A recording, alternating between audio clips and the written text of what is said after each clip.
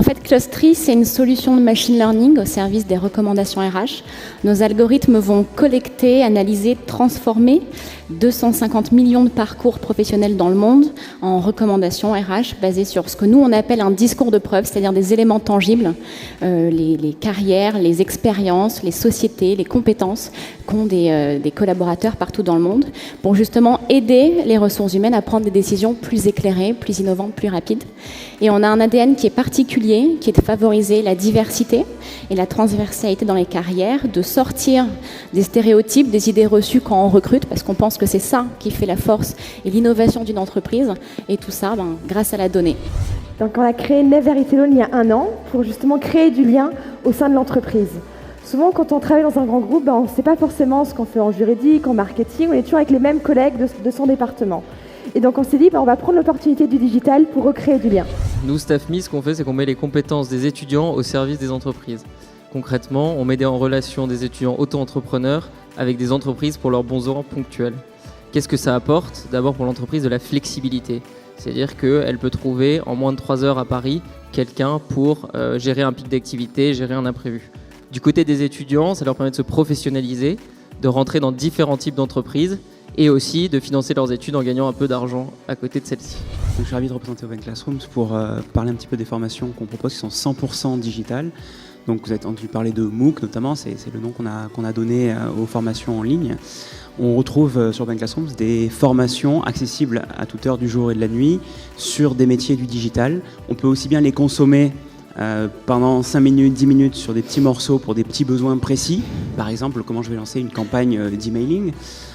Mais on peut aussi choisir de faire un parcours de formation accompagné par un mentor. Il y a énormément d'humains, c'est pas parce que c'est derrière un écran. Vous êtes accompagné en visioconférence toutes les semaines pour évoluer dans votre poste, changer de métier et par exemple devenir webmarketeur. Et ça délivre à la fin un diplôme reconnu par l'État. 100% en ligne. On a été la première société dans le monde à proposer une formation 100% digitale reconnue par un État. La formation elle-même se digitalise, donc nous on est pure player, on propose 100% en ligne et elle va elle-même fournir des compétences aux collaborateurs, des compétences digitales et c'est vraiment ce sur quoi on s'est focalisé parce que ce sont des compétences d'avenir, c'est ce qui permet d'être plus efficace, plus agile et c'est grâce aux formations qu'on propose, qu'on sélectionne, qu'on crée, qu'on va donner des compétences digitales, soit donc je le disais, des petits morceaux de compétences digitales parce qu'il y a un besoin précis à un instant donné pour réaliser un projet, soit parce qu'il y a un besoin d'évolution dans le poste, parce qu'il y a besoin de faire évoluer plusieurs personnes. Et là, auquel cas, on peut rentrer dans un système de formation qui, encore une fois, se passe 100% en ligne et qui n'oublie pas l'humain, ça j'insiste beaucoup là-dessus, parce que c'est cette composante-là qui a été souvent oubliée dans le e-learning, on se retrouvait un petit peu tout seul. Je pense qu'en fait, aujourd'hui, on est dans un univers où l'incertain est devenu certain, c'est ce que tu disais. 50% des métiers et des compétences de demain, on ne les connaît pas. Parallèlement, on a des salariés qui, reprennent le pouvoir dans les entreprises, c'est-à-dire qu'ils cherchent à avoir une expérience salariée qui est similaire à l'expérience qu'ils ont en tant que client. Donc, on est quelque part plus dans la construction d'une carrière, mais dans la consommation. Et puis on a la guerre des talents dont on entend parler partout. Donc finalement, le RH doit prendre des décisions rapides et innovantes. Et en fait, on ne se rend pas compte de quelque chose, mais c'est que quand on est RH et qu'on doit prendre une décision, on a à peu près une centaine d'informations différentes à analyser. Les informations du poste, l'expérience, les compétences, les évaluations, donc la performance du collaborateur, sa rémunération, etc., etc. Et ça, sans données, sans algorithme, vous ne pouvez pas le faire rapidement ou de façon innovante. Donc c'est là que les algorithmes peuvent aider l'humain à prendre des décisions plus rapidement, mais plus audacieuses. Et je pense qu'il faut arrêter d'opposer humain et données de l'autre, parce qu'en fait, les données peuvent se mettre au service de l'humain, voire lui permettre d'aller plus loin. Les algorithmes, d'abord, ce n'est pas une vérité absolue, c'est un observatoire. Le RH reste toujours l'observateur de cet observatoire et c'est lui qui prend la décision et ne la subit pas. Et en fait, je pense qu'on se pose tous la question de savoir comment les algorithmes vont décider la façon dont on travaille, dont on pense, dont on vit. Mais en fait, les algorithmes, ils dépendent de la façon dont on les code. C'est-à-dire que derrière chaque algorithme, il y a un humain avec ses convictions, avec sa mission, avec ses objectifs. Et chez Clustry, justement, nous, on prend la responsabilité de construire des algorithmes qui vont rendre la fonction ressources humaines plus humaine. Donc favoriser la diversité, la transversalité. L'étudiant s'inscrit sur la plateforme. On pourra y revenir, il y a tout cet aspect data qu'on récolte auprès de l'étudiant. Donc on le qualifie, on qualifie son profil. Et ensuite, il va recevoir directement par SMS et bientôt par Messenger des offres qui sont adaptées à son profil.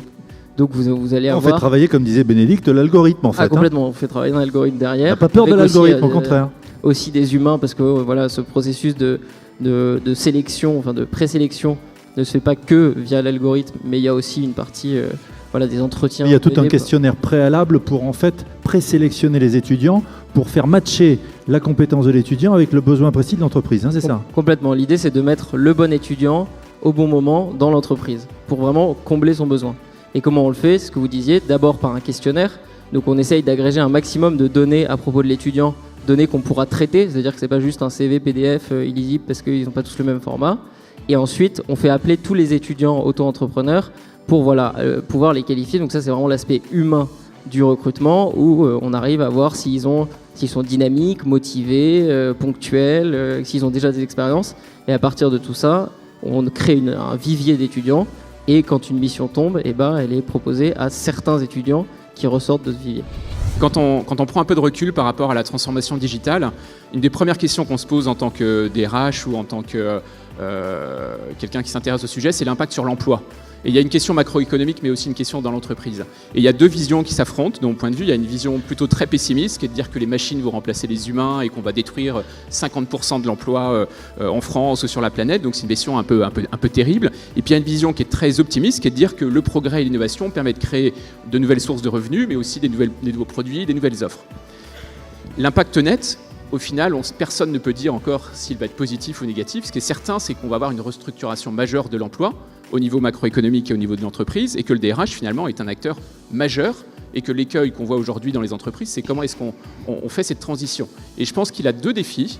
Il a un premier défi qui est sans doute de se réemparer du champ organisationnel pour passer d'une logique très pyramidale, une logique de subordination à une logique de coopération.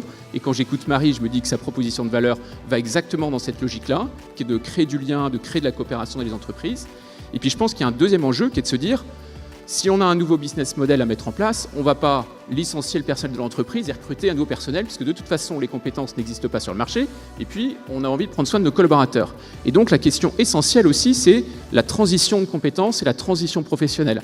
Et alors que ce soit dans l'acquisition de talents jeunes anti-slash, que ce soit sur les transitions en interne dans l'entreprise ou sur la manière de reformer les collaborateurs, je trouve que dans les entreprises qui sont présentes aussi, ici, il y a une très très grande cohérence par rapport aux enjeux du DRH. Donc effectivement, sur tout ce qui est expérience utilisateur, données, la première chose, c'est que chez ADP, on investit déjà massivement dans les technologies, on investit 700 millions de dollars par an. Et donc on investit pour améliorer nos produits, mais si on veut aussi être capable de réinventer, d'innover, on est aussi obligé de fournir des fonds pour des start-upers en interne. Donc on a créé des labs et on confie des budgets d'investissement à des équipes qui sont dans des sites plutôt très agréables, ce qui nous permet de recruter chez Facebook, chez Google ou dans les start-up. Et on leur confie des projets, on les met en mode incubation. Et moi, il y a un sujet sur lequel on travaille et Manuela, notre DRH, en parlera tout à l'heure, mais qui est très intéressant. C'est que quand on dit qu'on passe d'une logique de subordination à une logique de coopération, finalement, dans la logique actuelle des évaluations de performance, et c'est ce qu'on a dans beaucoup de nos systèmes, et c'est ce que beaucoup d'entre vous utilisent probablement dans vos entreprises, on a une évaluation annuelle des objectifs qui est faite par le manager hiérarchique. Ce qu'on appelle l'entreprise étendue, c'est-à-dire qu'en fait, l'entreprise va de plus en plus se concentrer, enfin les employés, ils ne vont pas disparaître, mais sur des tâches sur lesquelles ils ont une forte valeur ajoutée, et ils vont en fait s'entourer de freelance, j'espère d'étudiants comme de staffeurs, pour les aider à gérer cette tâche. Je me suis dit qu'il fallait que j'apporte ça au sein de la fonction RH, c'est-à-dire utiliser les données pour prendre des décisions plus audacieuses.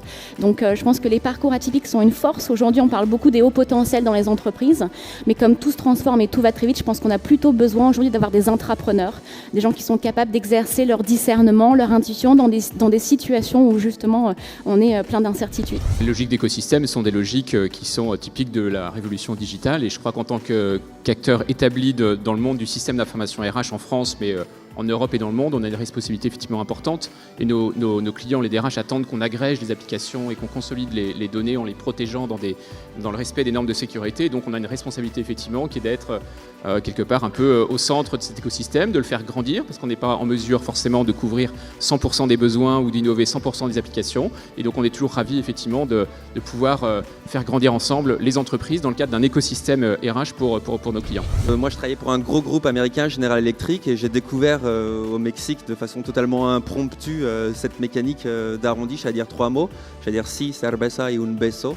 Et à la caisse du supermarché, je dis un de ces 3 mots. Je dis pas la bière, le baiser non plus. Je dis si. Et là, ça me coûte plus cher. Ça me coûte plus cher parce que j'ai dit oui à l'arrondi. Et je tombe amoureux de cette idée. Et quand je reviens en France, je me dis il faut absolument que ça existe. Et j'ai eu l'occasion de rencontrer Philippe Clerc et on a développé cette idée d'arrondi sur les bulletins de paye. Donc c'était il y a 10 ans, on s'est lancé au pire moment, c'était en 2008, c'était la crise financière. Ça a été difficile, ça a été compliqué, mais vraiment ce partenariat il est en train de changer les choses pour nous, il est en train de changer les choses pour beaucoup d'associations. Cette année on a collecté près de 2 millions d'euros pour 350 associations. On a mis en place l'arrondi à la caisse dans une dizaine d'enseignes de distribution comme Sephora, Adidas. Là, on est en train de le lancer chez Maison du Monde, chez Naturalia, c'est également en place chez Franprix, chez Devred. En gros, c'est ce qu'il y a après la virgule auquel on ne prête pas trop attention. Exactement. Mais qui, cumulé, fait la solidarité. Exactement. En fait, on s'inscrit dans la philosophie de Pierre Rabhi. Donc, vous savez, le colibri qui fait des allers-retours pour éteindre le feu d'incendie. C'est les petits ruisseaux qui font les grandes rivières. Nous, on pense que dans vos entreprises, de plus en plus de personnes veulent faire leur part, sont en quête de sens. On en a parlé un peu ce matin. Et on peut développer ces sujets d'innovation sociale.